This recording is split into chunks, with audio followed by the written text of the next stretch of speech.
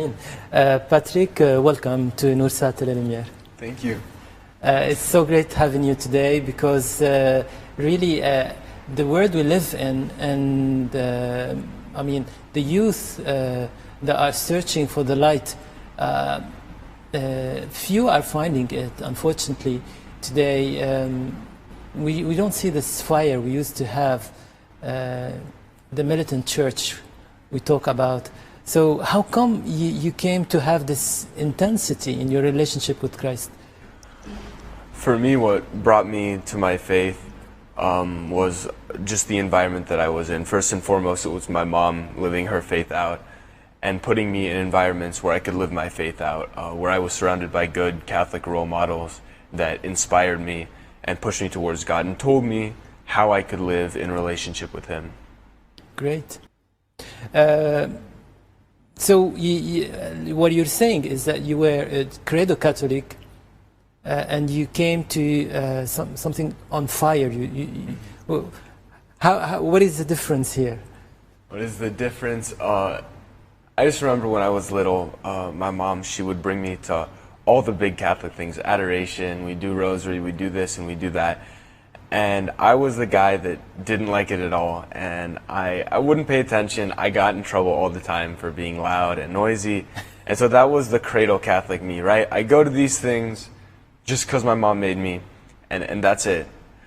But then as I got older, I started getting more and more struggles in my life, really things that hurt a lot. And I started becoming someone that I didn't want to be. And I started looking all around me to find meaning, to find love, like most teens, trying to find meaning in different things. And I just couldn't find it. And because I was in that environment of good faith, my mentors, the people that knew more than I did, they started teaching me, you know, kind of nudging me towards the faith. Like maybe this is it. This isn't your mom's faith anymore. This is your faith. Make it your faith.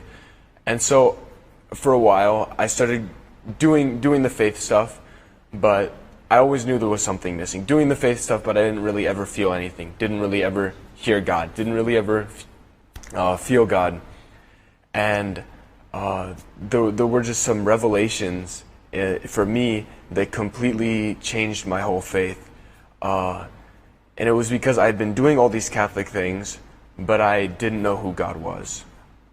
I tried doing all these things that God wanted me to do, but I didn't know who was telling me why, like what to do. And so some of my mentors one day, the big aha moment for me was they took us into the chapel after we had played ping pong or something. And they gave us just this prayer where we talked about to God about our day. And to me, that was something I'd never done outside of like a strict formal prayer, like one Our Father, 3 Hail Mary, something like that, a memorized prayer. I hadn't really just talked to God about my day, talked to Him in an open way. And I started seeing the truth to that, and that's what made the big difference for me. So, who is God? Who is God? To most people, and this was me before my big run to Him, for most people, He's just the guy out there that, you know, He tells us to do things, maybe we'll do them, maybe we won't. And on Sundays, I'll go to Mass, whatever. He's just the guy, if we have problems, we go to Him, right? But for me, after I realized that prayer, like, built that relationship, and that in speaking to Him about my day, in speaking to Him about things were going, and not just coming to Him when I had problems, I grew to know Him as more than just a distant guy, but as a friend. And as soon as I started to grow closer to Him as a friend, He started revealing to me that it's more than just being a friend. It's being a best friend. It's God couldn't just be a little part of my life anymore that I went to for my problems or I went to talk about my day. He was my life. He became the center of it. And everything started flowing from that relationship. That's just what I wish that people would understand the most. I think that's what there's the most misconception about, is that God isn't there as a distant God. He's there to be a friend, and more than just a friend, but as a best friend. Mm-hmm. Wow. And you said you wish that other people know that. Yeah. How do you ask them to know more about God? What to do? What is the work, the homework they should do? The homework, what I found out after years of trying to find who God was and trying different things, what I realized was, I mean, like any human relationship, the way that you get to know someone is by talking to them. The way that you become friends with them is through speaking. I mean, I can't just go speak on a Sunday to somebody and expect to be friends with them. And if it's supposed to be a relationship that is like as deep as a marriage, like that best friendship kind of thing, it can't just be, it obviously can't be once a week. A marriage can't last speaking once a week. It has to be something that's every day. It has to be something that you don't hold anything back, that you give all of yourself. And usually, I mean, you can just look at a marriage and you can look at a relationship with God, and anything that's in a marriage is going to be more powerful in a relationship with God. So if you need communication in a marriage, you really need communication with God. If you need sacrifice in a marriage, you need sacrifice with God. Patrick, you talked about evangelization and about living the gospel daily so others can relate to you and to God, through you. Yeah, evangelization is the huge word in the church right now. John Paul II brought it, he called it the new evangelization. And now in the U.S., I see it being spread everywhere, the new evangelization. And I know most people, and that's what I thought, is just, I'll keep my faith to myself. They'll come to believe, they'll come to believe. But once you get in that relationship with Christ, you realize something beautiful, that even though we're broken, even though we're messed up, even though we don't always talk to God and we can't always hear God and we can't always feel Him, He wants to use us, the little us, to spread Him.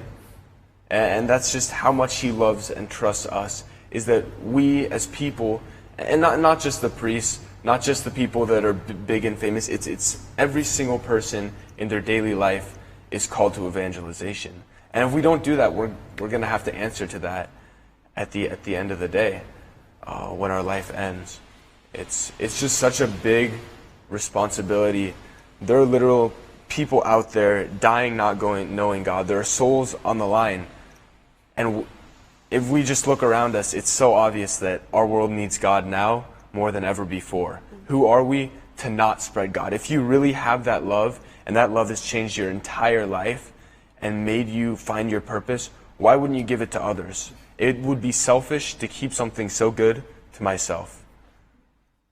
And all this framework of spiritual framework you're talking about, Patrick, is built on this platform of trust. Because you had God as your best friend, you could trust in Him. Tell me about that. Trust is a huge thing, because often when we go into the faith, we see everyone around us in the world, they just depend on themselves. In the U.S. they call it pulling yourself up by your bootstraps. It means doing everything yourself and depending only on yourself and being tough. And in times like this in the world, especially with things like the war in Lebanon, of course there's going to be a mentality of, I need to support myself. The only person I can trust is myself.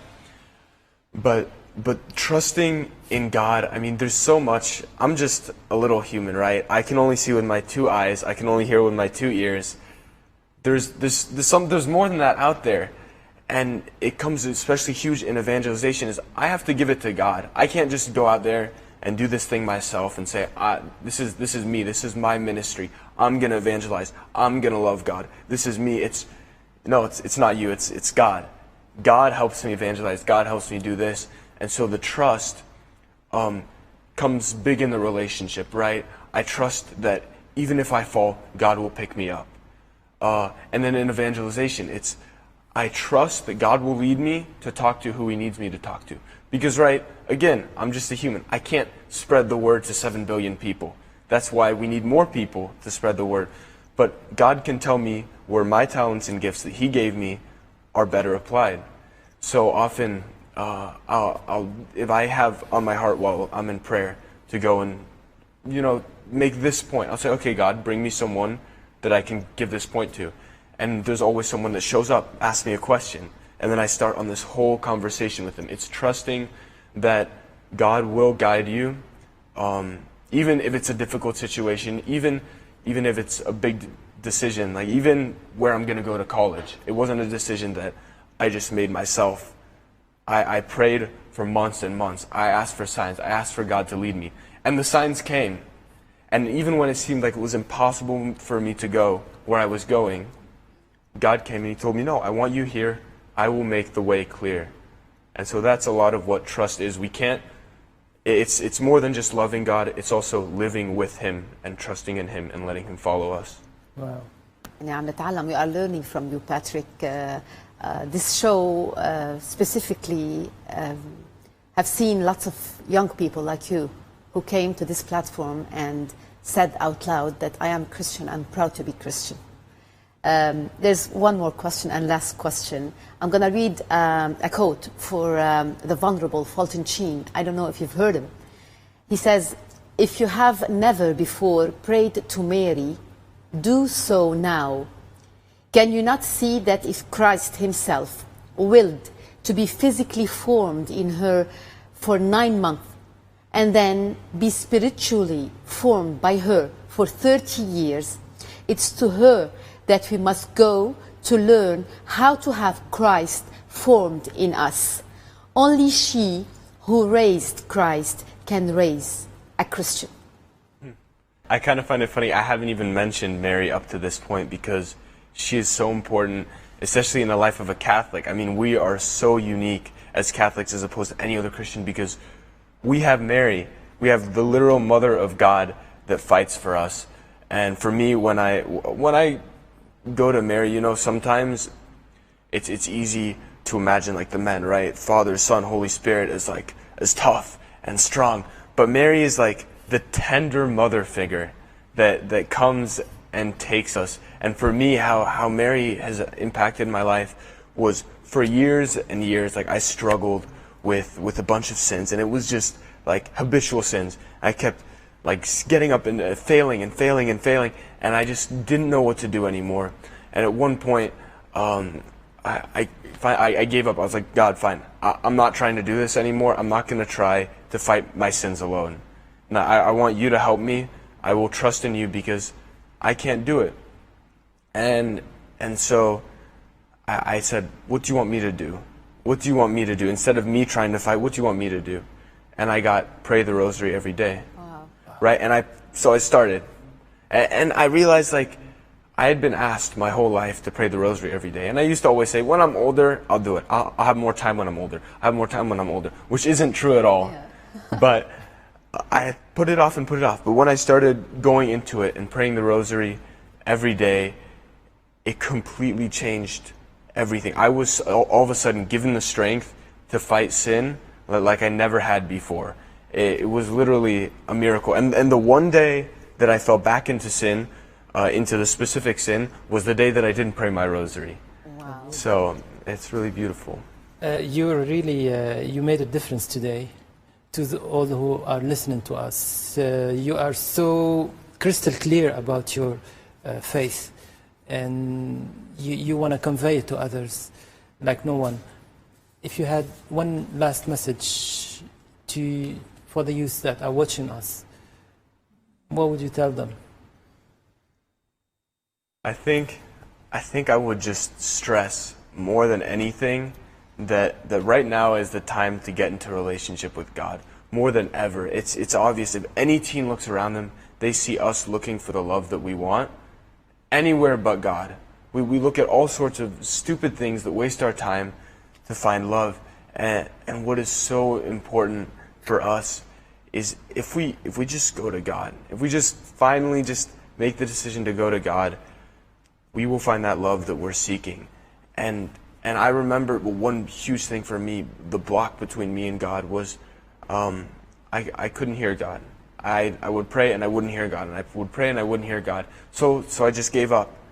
And the big thing was one of my mentors told me, prayer is like a muscle. You build it up over time. Hello.